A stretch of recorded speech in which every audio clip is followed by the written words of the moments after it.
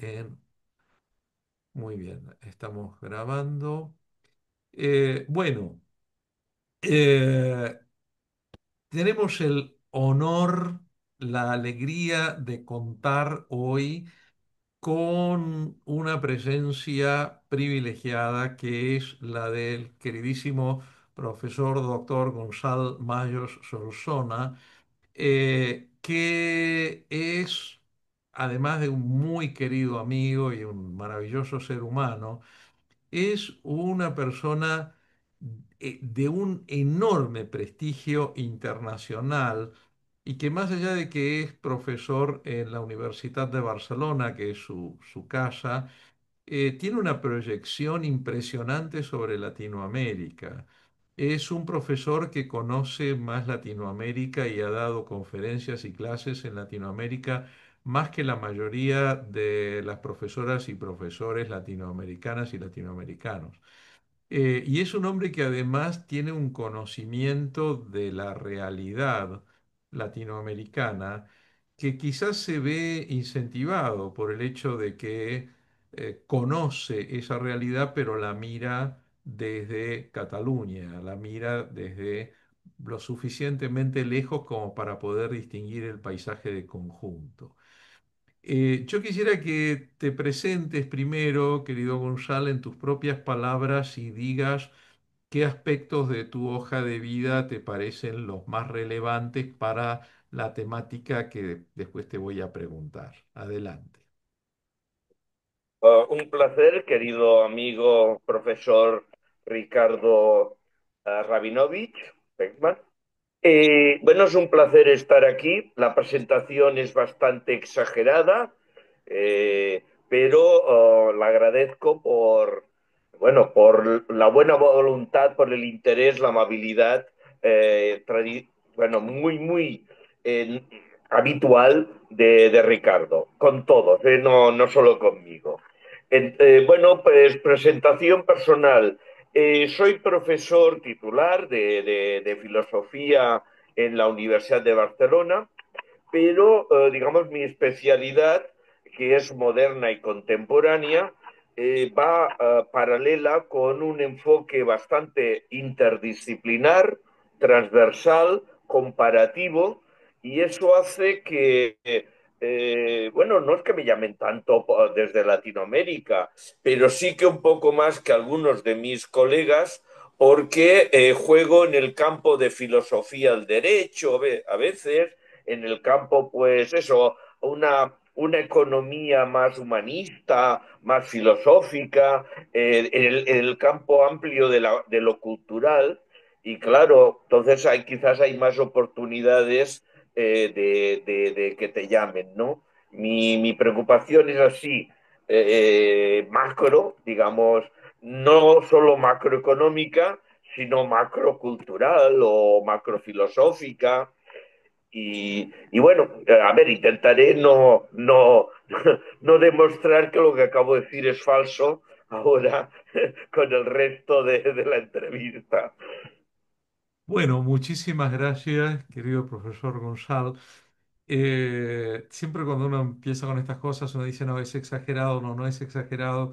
O sea, yo puedo demostrar con pruebas fehacientes que no he sido exagerado. Eh, o sea, no, no es algo que digo sin poderlo demostrar.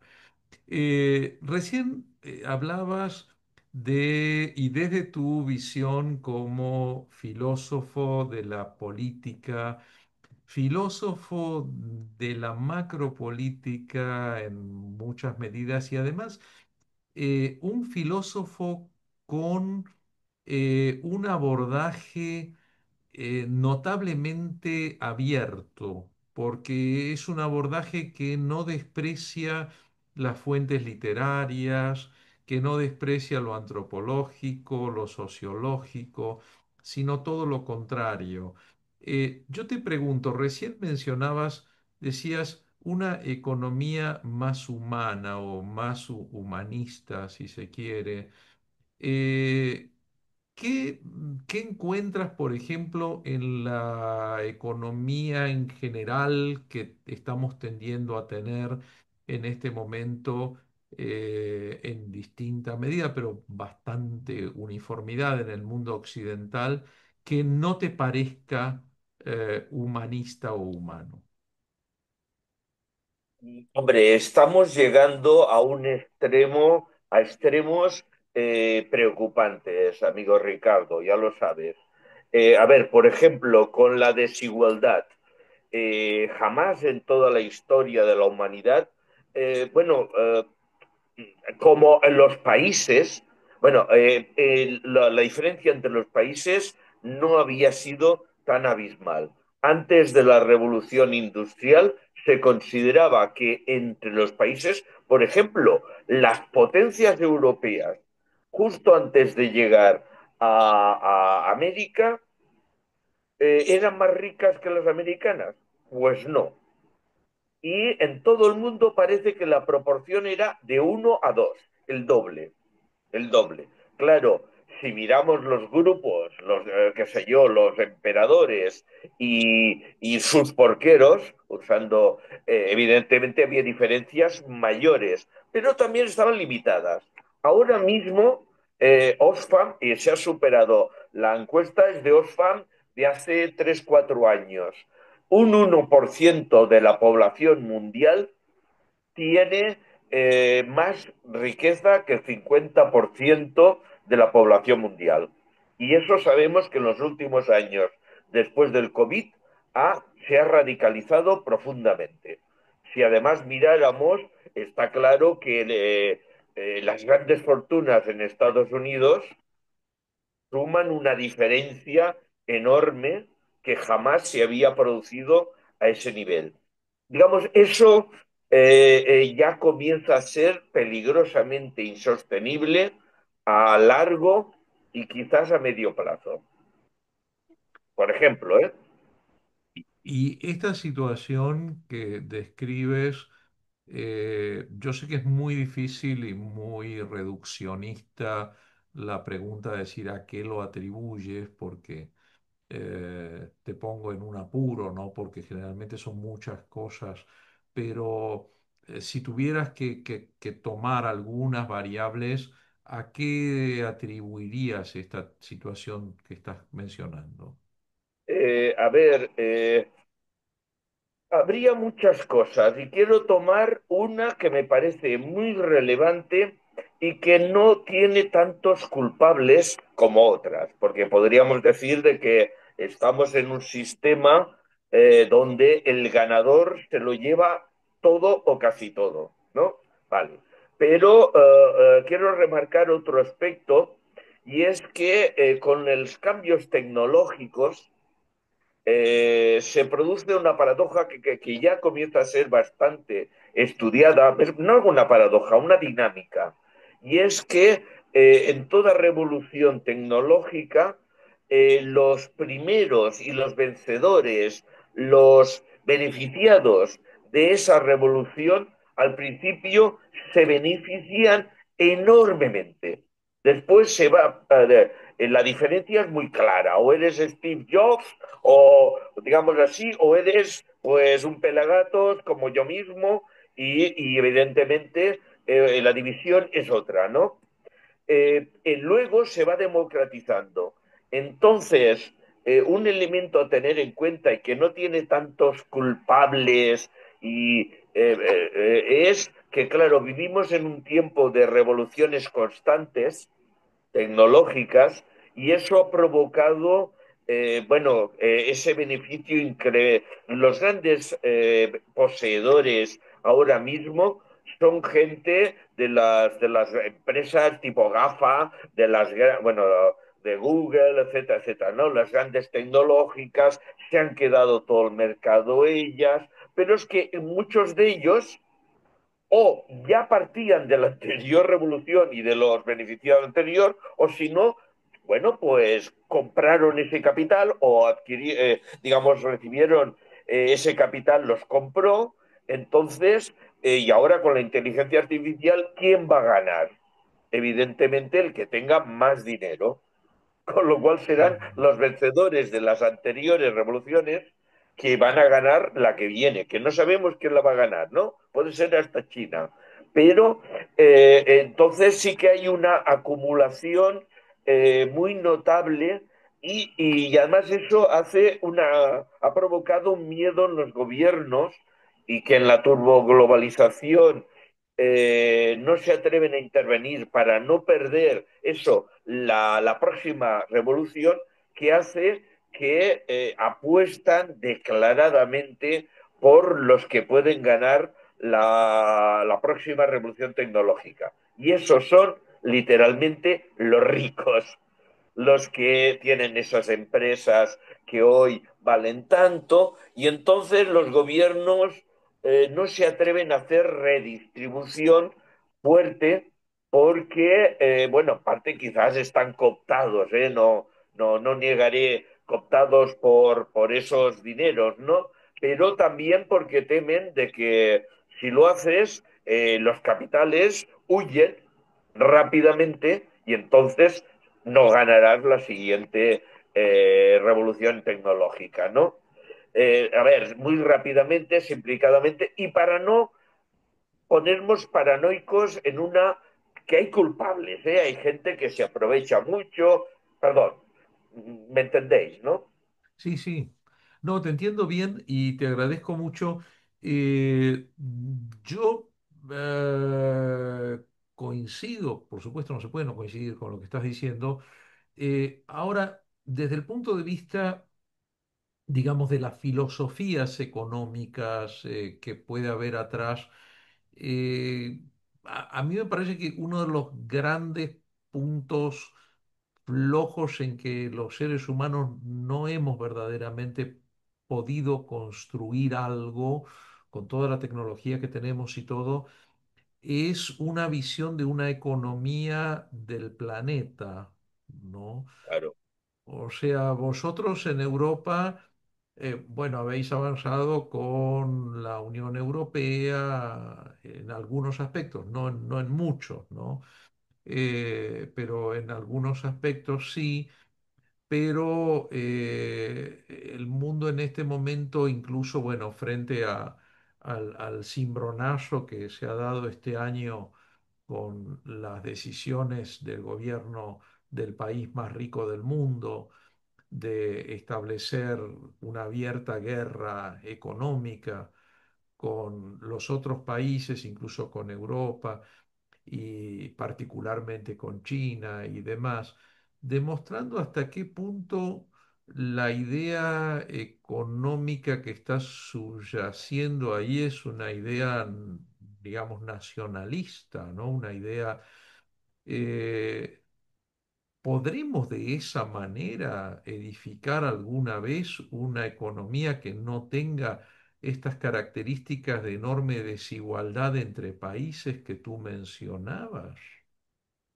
lo veo difícil, no voy a ser ingenuo, a no ser que cambien bastantes dinámicas.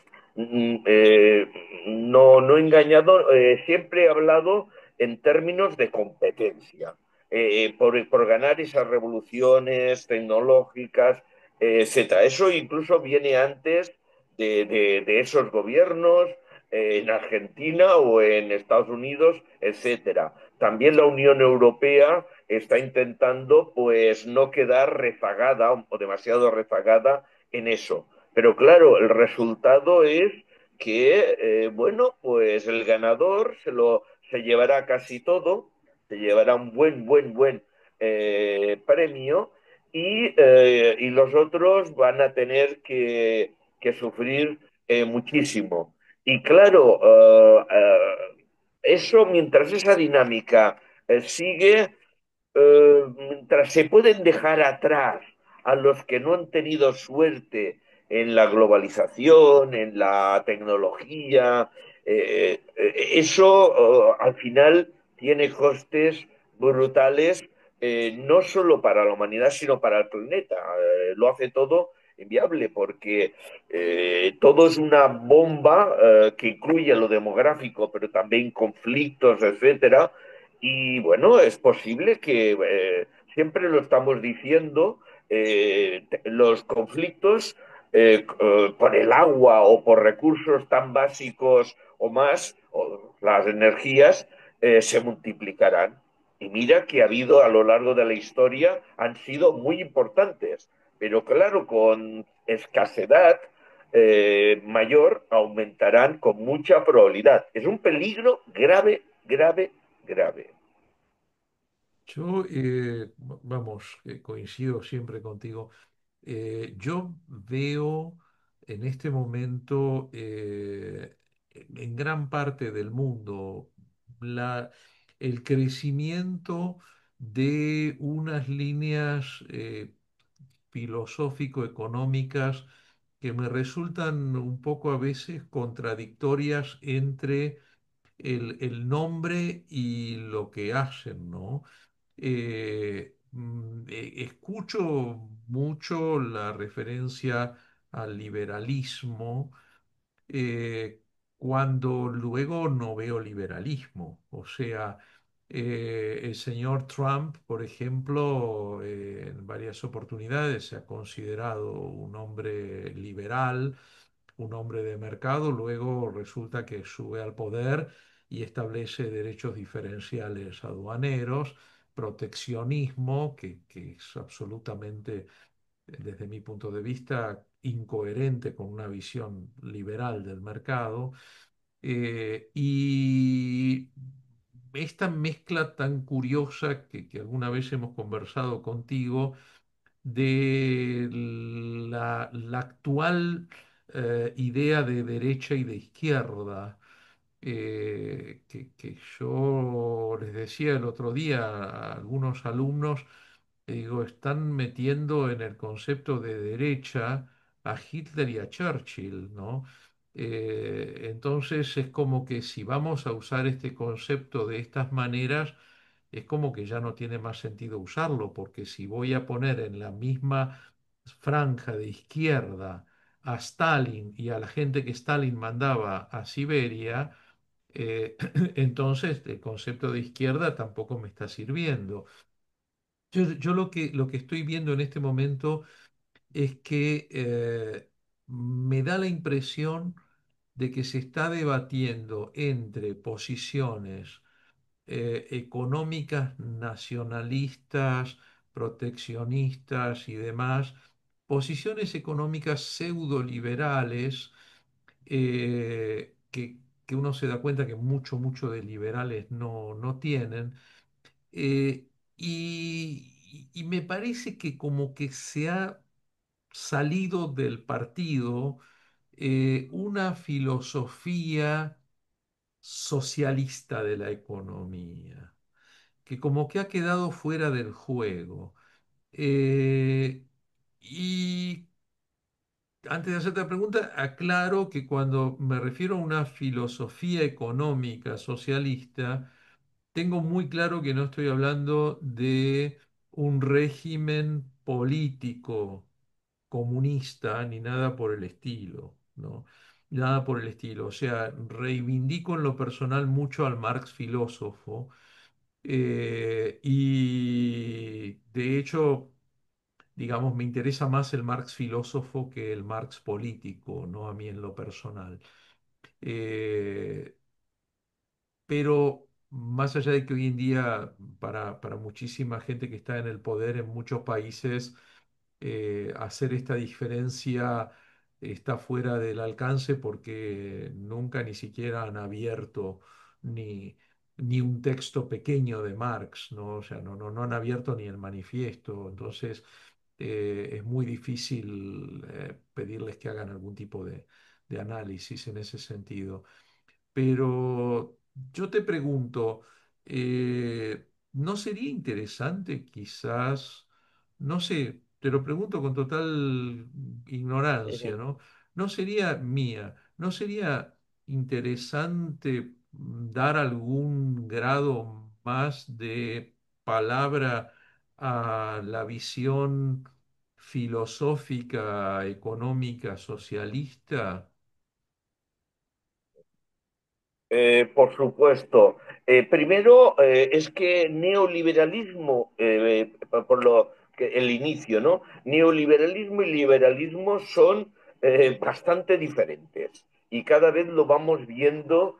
Es decir, el liberalismo tradicional a lo Adam Smith o incluso David Hume, era un momento ilustrado que aspiraba a administrar pacíficamente, consideraba que el comercio, y es verdad, ¿no? El comercio pacifica a la sociedad y por tanto veía la economía y al mercado como una manera de pacificar, de evitar, bueno, el antiguo régimen, estamentos que permanecían privilegiados sin trabajar, etcétera, ¿no?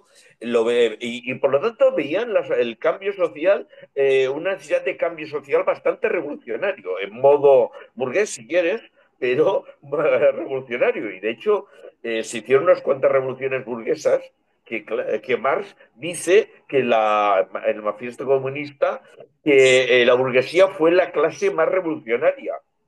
Claro, porque era necesario echar pues aristocracias, estamentales, colonizadores que solo iban a expoliar y ni tan siquiera dejaban en el país expoliado un capital para que pudiera continuar avanzando, etcétera, ¿no? Lo dejaban tipo África ahora mismo, ¿no? Y no quiero señalar cosas más cercanas que pueden ser sangrantes, incluso con España participando, ¿no? Entonces, por supuesto, y además la redistribución. La base del socialismo en economía no es la desposesión. Siempre había la distinción tradicionalmente de los medios de producción y los medios de vida. Es decir, hombre, si tú has trabajado muchísimo y te has podido comprar una pequeña casita con una flor, pues no te van a robar la flor, ¿no? O la casita. Eso siempre ha sido una exageración ridícula. Y de los medios de producción, de eso hace ya mucho tiempo que se ha bajado los planteamientos. Pero, claro, persiste aquello pero tiene que haber imposición, tiene que haber impuestos, tiene que pagar todo el mundo en función de sus posibilidades y redistribuirse en la medida posible en función de las necesidades, ¿no? Creo que era el manifiesto de Gotha, ¿no? Eh, a ver, y eso además puede parecer qué barbaridad, pero es que la idea está pensada para que los que hoy, digamos, tuvieron mala suerte sus padres, pues les das formación, posibilidades de salud a los hijos, y eso sí, resultará que a lo mejor al cabo, en la siguiente generación, el trasvase cambia radicalmente. Es decir, no es aquello de y ahora la gente se queda ese tópico neoliberal feta, de gente que conocemos muy cercana, ¿no? No, no es eso, es mantener una redistribución, una cosa que, por ejemplo, dice John Rawls. Imagínense, ¿no? El kantiano y liberal John Rawls, que dice, bueno, que hay que pensar de tal manera que la gente no sepa ya ese velo del futuro y pensar sin saber si a ti te va a tocar recibir o dar, ¿no? Entonces pensar y la situación, el planteo, digamos, sensato es que haya posibilidades de recuperar, las generaciones puedan recuperarse y no sean condenadas de por generaciones y generaciones al ostracismo o vete a saber qué. Perdona, ¿eh? No, te agradezco muchísimo. Yo tanto coincido contigo que a mí la expresión neoliberalismo me resulta repugnante porque me parece extremadamente ideológica en el peor de los sentidos de la palabra ideológica, en un sentido muy marxiano, porque me parece que cuando los neoliberales se proclaman neoliberales, o si es que alguno lo hace, en realidad se están subiendo al caballo de algo que fue maravilloso y que fue importantísimo en la historia de la humanidad, y se están subiendo arriba de ese caballo para cortar cabezas de gente, ¿no? Entonces, a mí me parece que cuando yo llamo neo a algo, en todo caso, llamo a una nueva floración, un nuevo florecimiento de algo semejante a lo anterior, ¿no? Pero yo creo que el neoliberalismo es tan distinto del liberalismo, y uno de los factores justamente que yo destaco en ese sentido es la enorme importancia por lo humano y por lo ético que tenían los liberales clásicos, ¿no? La preocupación quemante que lleva en algunos casos, en el caso de David Ricardo, que yo tengo un cierto remoto parentesco con él.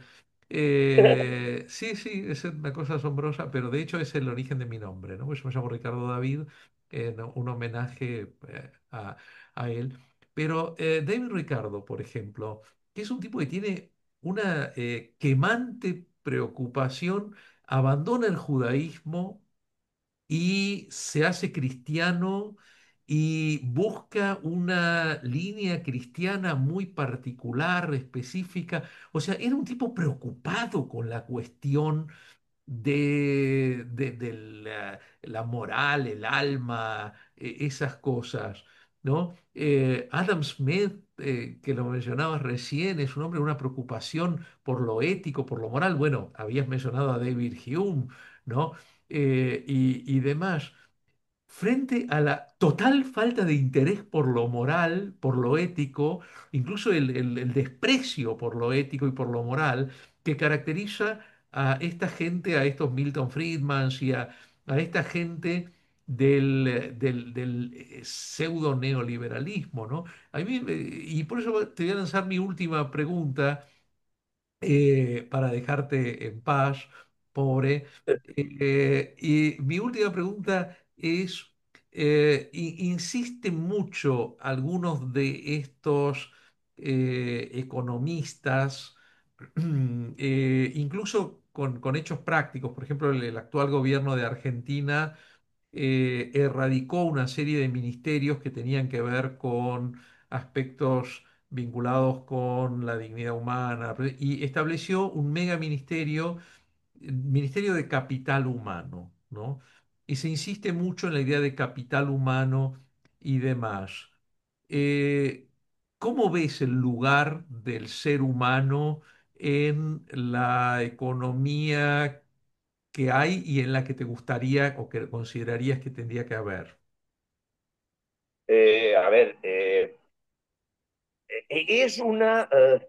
es un error que creo que lo pagarán, pero claro, lo pagaremos los demás más tiempo, como ahora mismo, pues Donald Trump ha cometido unos cuantos errores graves, que él pensaba que tenía una fórmula mágica, ¿no? Y creo que, pero bueno, aquí incluso los que abogan por eso van a sufrir bastante, es mi previsión, ¿no? Quiero recordar, eso es olvidarse de una dualidad. Si pensamos lo mismo que has dicho con David Ricardo, lo tenemos como Adam Smith. Adam Smith, y creo que tus estudiantes lo recordarán, siempre se presenta como un anfibio, un ambiguo. ¿Por qué? Porque sí, tiene por una parte el libro de la riqueza de las naciones, pero el otro gran libro, inseparable, es la teoría de los sentimientos morales. Y para él es inseparable. Y su idea es, vamos a hacer eso, comercio, economía, para que brille pues la moralidad, el sentimiento. Y desconfiaba bastante del poder y del poder absoluto. En cambio, los neoliberales, la estrategia que han utilizado es desprotico, grito, critico, eh, promociono el odio, la cizaña, y cuando me voten, con todo el poder del Estado, cosa que les daba miedo a esos que hablábamos y con bastante sensatez, entonces con todo el poder del Estado voy a hacer lo que me dé la gana. Y estamos en ese estadio. Unos cuantos han ganado, nadie se esperaba, unos sí, pero muchos de esos votantes no, que actuaran así, pero en realidad no son liberales que desconfían bueno, a ver, si damos demasiado poder, bueno, eso, el poder corrompe y el poder absoluto corrompe absolutamente. No, no, cogen el poder y aplican la idea loca normalmente de sus paranoias, etcétera, a ultranza y sin atender a las personas. Y hombre, el humanismo es no confundir la humanidad, concepto abstracto, con las personas, los humanos reales y sus necesidades y sus sufrimientos, etcétera. Olvidarse de eso y sí, a lo mejor hasta solucionen algo la inflación en alguna parte y cosas de esas, pero masacrarán y los costes a largo plazo, porque la riqueza la genera, la economía funciona con humanos. Algunos piensan que con inteligencia artificial ya no hace falta, hay robots. Y eso ya lo sufriremos en su momento. Pero ahora y aquí funciona con humanos. Si esos humanos no están bien formados, no están en condiciones, etcétera, etcétera, etcétera, en la futura generación lo va a tener mucho peor y por tanto el país de mañana y la humanidad de mañana que la de hoy. Eso es, bueno, a lo mejor sale, no sé, tendrán éxito porque conseguirán robar muchísimo o lo que sea, pero lo pagaremos todos. Y yo creo que ellos también, porque ellos también son humanidad. Ellos Tal cual. no lo piensan así, pero son humanidad. Bueno, muchísimas gracias, querido profesor Gonzalo Mayos. Un privilegio realmente poder escucharte y aprender. Te agradezco enormemente, te agradezco el haber dispuesto este espacio de tu agenda desde Guayaquil, desde un hotel en Guayaquil.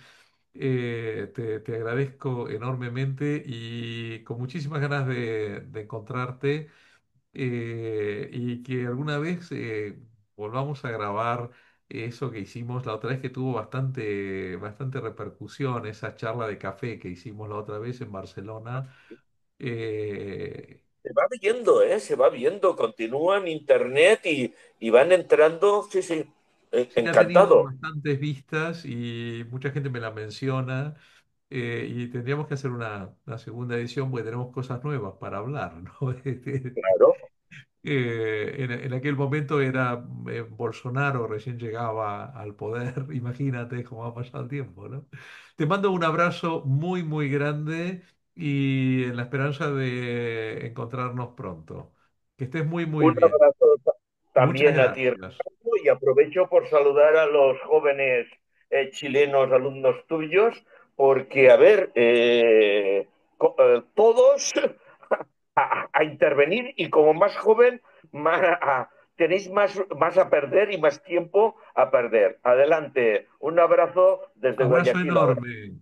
Hasta siempre.